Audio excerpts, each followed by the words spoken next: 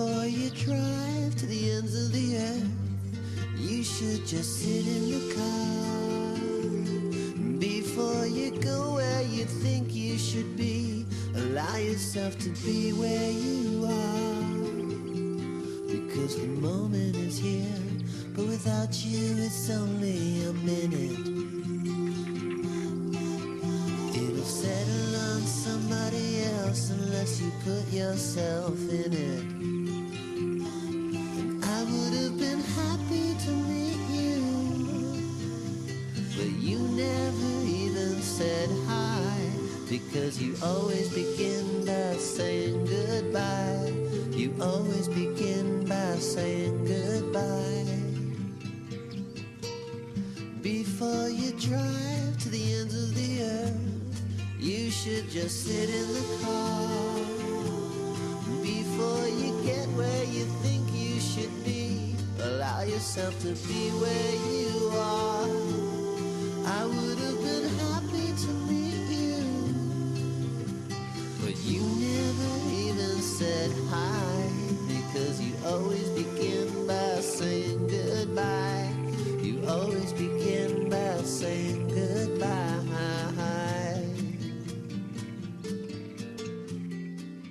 My name is Veronica Aberham with Studio Online, and I'm here with Patricia Correia, co-founder of Correia Art Glass and former gallery owner to the Patricia Correia Gallery, which was located in Aberham Station, Santa Monica, California, and had a great run for about over 17 years. Yeah, it was great.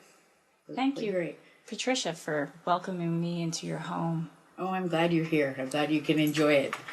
You started marketing your brother's designs in the late 70s, early 80s.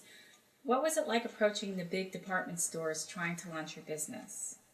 What had happened was I went to Bloomingdale's thinking, well, gee, let's give it a try. What do you have to lose? And in those days, they would see people like every first Thursday of the month. And so I took little samples and I went there and, took my brother's glass paperweights and vases. And she placed a small order. I got very lucky and did very well. And so they reordered, and I thought, well, why not create a craft gallery inside your gift department?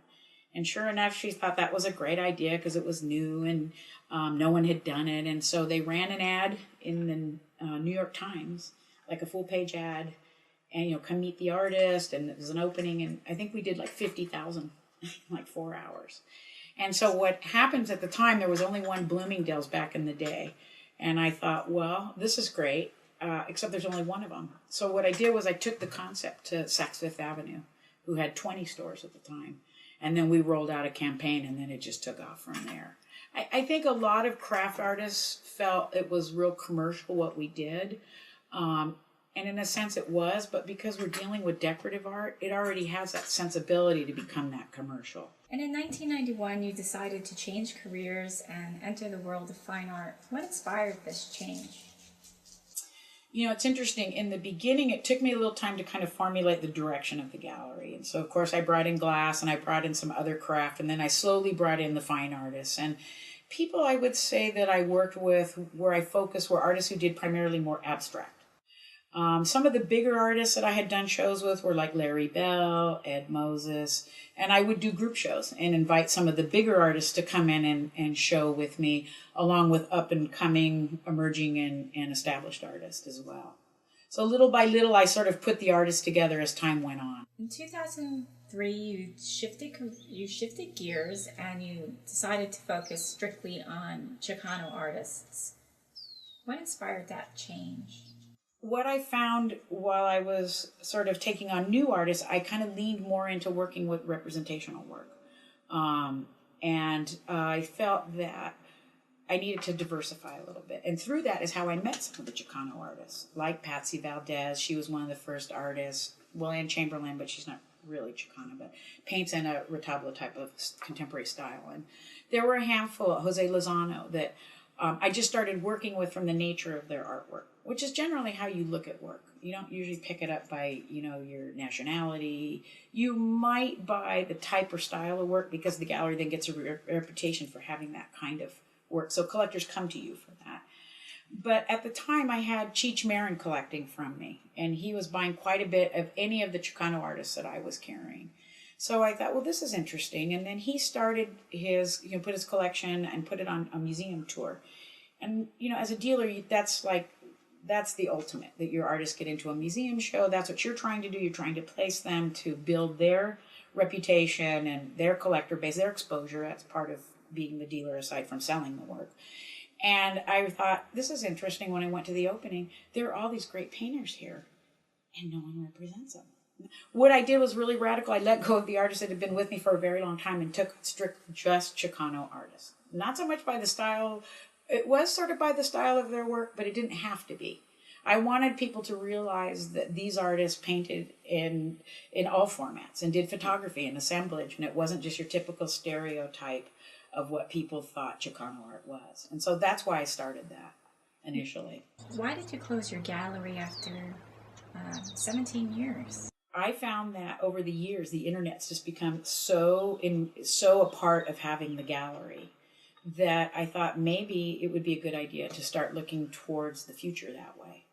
And I also felt with the economy I'd been already through a couple of recessions, and so I felt this particular one coming. And I just sort of felt at the time that I didn't really want to have to do what I knew it was going to take to carry the gallery through the hard time. Because as a dealer, when times get tough, the bills and everything else still keep coming in. So you've got to really figure out a way to be able to, make ends meet and keep it going over the hard times. Tell us about your experience with the art fairs in Town. That was a fun story. I had submitted to one of the New York art fairs and didn't get in. So I thought, okay, that's interesting. So the following year, we decided to try something different. And we put together this virtual, non-existent gallery called Town. And everybody had fictitious names. I was Betty Camaro, and we all had really funny names. Submitted some new young artists, and then some of the artists I had submitted, and we got in. We went to Miami Basel. So I just thought that was really interesting. It just kind of shows you that sometimes it isn't always... you have to pay attention to what the criteria are of what they're looking for. It may not even be the artwork itself, but it's just the sense that they were looking for young, up-and-coming artists. Definitely moving more into experimental type of work. Less traditional, less painting, less sculpture, that type of thing. And you also have a printing division for Patricia Correia projects. Can you tell us a little bit about some of the projects that you're involved with? I had Epson approach me when I was at Bergamot and asked me if I'd be interested in participating in a project with them. And they had this commercial photographer go across the United States and take all these big, beautiful photographs of the United States, and then their printers printed them.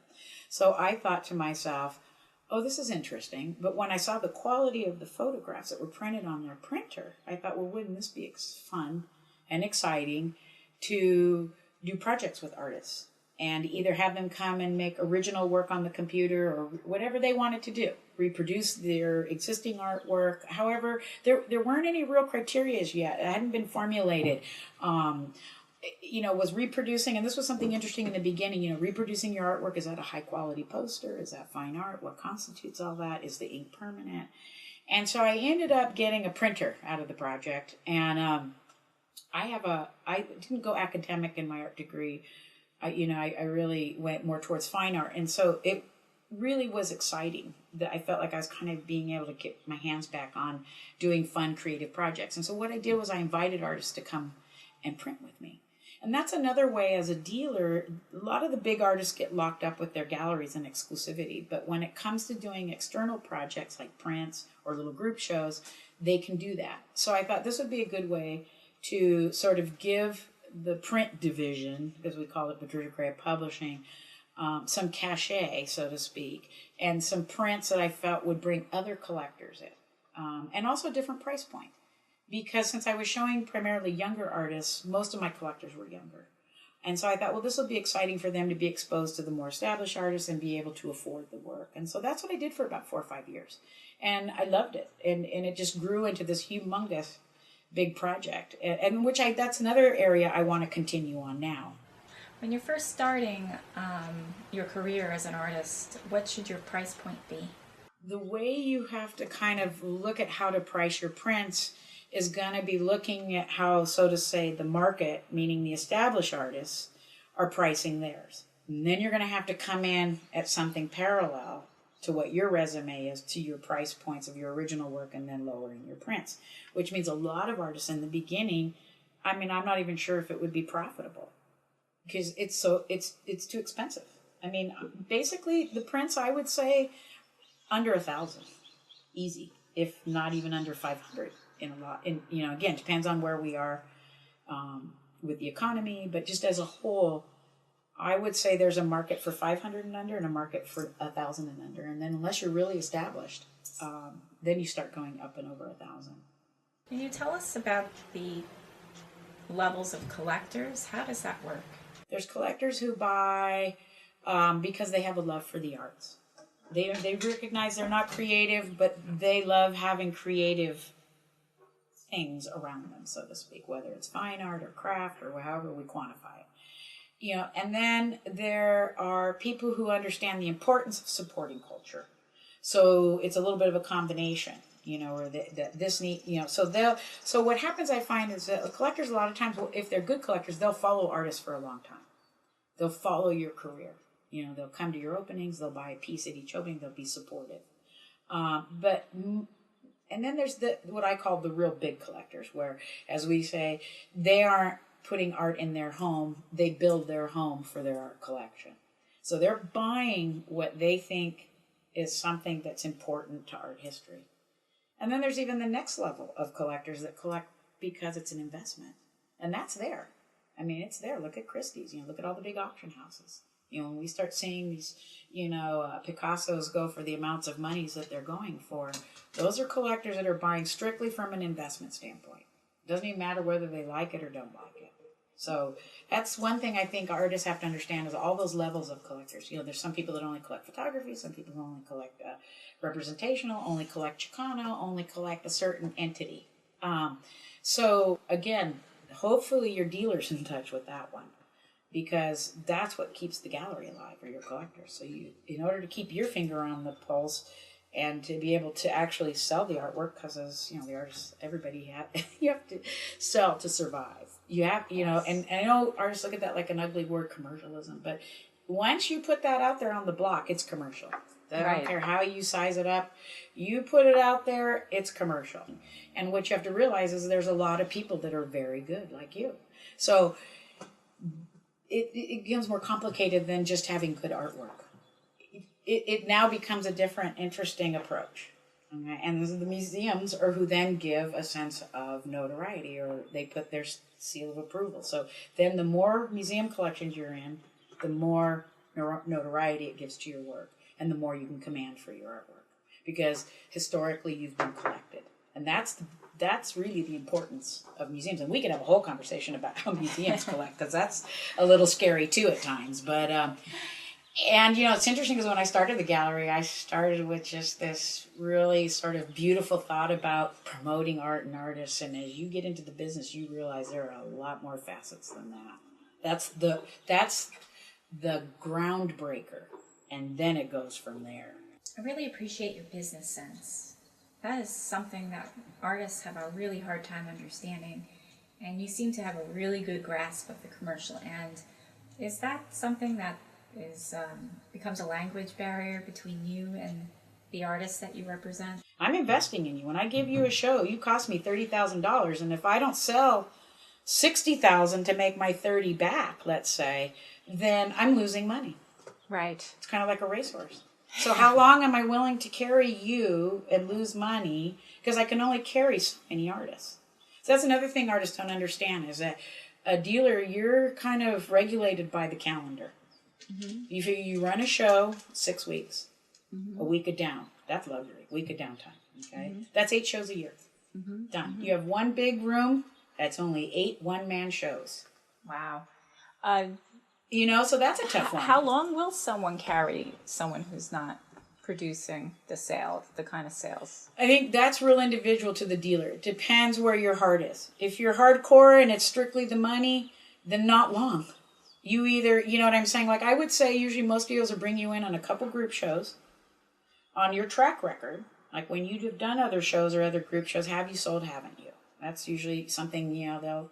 But then again, that may not matter, because when I look at your work, I'm looking at your work to see if I have collectors for your work Who do I know might actually respond to this? Because if I can actually pre-sell work even before I get there, even better. So part of it is you'll test the waters that way. You'll put your artists in group shows or two-man shows. But by the time you get to a one-man show, hopefully you and your dealer have done enough work to be able to have a good show that each of you will be real happy with the outcome. And you don't sell out every show. That's a lot of times you can even have a show, you don't sell anything, and then 6 months later you'll sell half the show. Because people will come back and remember. Because not everyone's on your time frame of buying something. That's another thing artists have to understand, is that it takes a long time. It takes time to build the collectors. It takes time to get your name out there with the gallery. It takes time for the gallery's name to get out there, that you're their artist. And that's where the collectors need to come and find you. So I would say it's a minimum of a year to get things even started. Really feel like there's going to be return. And keeping an open conversation with the dealer. What kind of advice do you have to artists who would like to show their work but don't really know how to go about it? Well, I think you can't give up, and you can't always let a dealer make a decision of whether your work is good or not. If you know and you're committed to your work, you just have to keep going and going. And the more you can go out there and see what's going on, what's competitive, not just from the art gallery standpoint, but also from the museums, what are they showing, and what's going on in the art fairs, because a lot of times those are different criterias. So you need to kind of get out there and check it out and see what's going on. Look at price points, look at resumes, and then go back and try and be objective on where your work is. I think what artists miss is that they have to understand that there are so many different levels of fine art. And to be up, and competitive in what I call like art form or art in America, you have to understand what the criterias are to get there. If you want to be a good artist and show in a gallery and have a following, that's a different level. So I think first and foremost, you have to kind of figure out where you fit in, and then approach those galleries that are showing the type of work you do, maybe the age, the years that you've been painting possibly. All those kinds of things really help narrow down the no factor, is what I tell artists. So, and that's really painful. I don't care what anyone says. Nobody likes rejection. So in order to get around that, you have to do homework, which isn't always the easiest. And, read your art magazines, just be on top of who people are in the art world as well, who your curators are in your local museums, and then branch out from there. And little by little, I think if you keep that tenacity, something will come together. Maybe not in your time frame, but it will happen, as I have seen that. So I would say just keep the faith, keep painting, keep doing your artwork, photography, whatever it is, and then keep reassessing, stand back, and keep trying to look from the outside of how you could fit in and with who. That's really, I think, the most important thing. Well, Patricia, I really want to thank you for your time, and I'm looking forward to you launching your new online project. Yeah, I'm excited. When should we expect to be seeing this? I'm going to say probably another good 6 months, because it's taken me a little longer than I expected. And I'm not sure exactly how I want to approach it. Like I said, the yard sales is kind of fun. That'll just be, part of it. But I find sometimes that when you're in a situation that maybe isn't always your first choice, it makes you have to reassess. And so I'm kind of letting myself have some time right now to do that. And so I know I'll go virtual. That's definite. And probably if I did anything, I'd look again at the art fairs and start maybe thinking that possibility again. So we'll see where it goes. Thank you so much for your time. Yeah, thanks.